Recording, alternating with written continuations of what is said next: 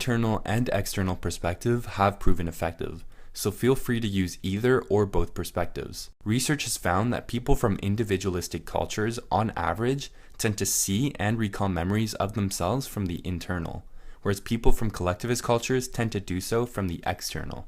There is scientific support for both perspectives, so feel free to visualize from whichever one you want. Some skills may benefit more from using internal imagery, while others may benefit more from using external imagery. For example, if you want to practice certain movements that you normally don't pay attention to from an internal perspective, you can imagine yourself from the external to capture the details of the movement. Conversely, if you want to practice staying calm as you dodge your opponent's sequences, for example, you can visualize from the internal. In terms of how long you should visualize, that will depend on your goals and on your skill level.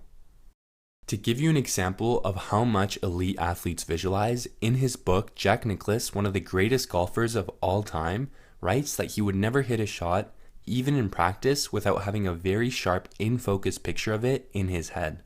It's the same thing with other elite athletes like Michael Phelps, Conor McGregor, Alex Honnold, and Tom Brady, to name a few. In terms of skill level, advanced level athletes benefit from mental practice to a greater extent than beginners.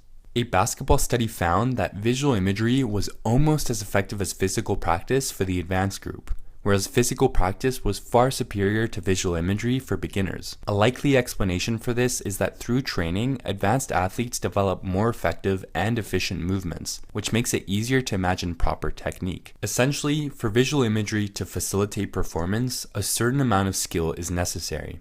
So, if you're new to a sport, do not expect to improve quickly with visual imagery alone.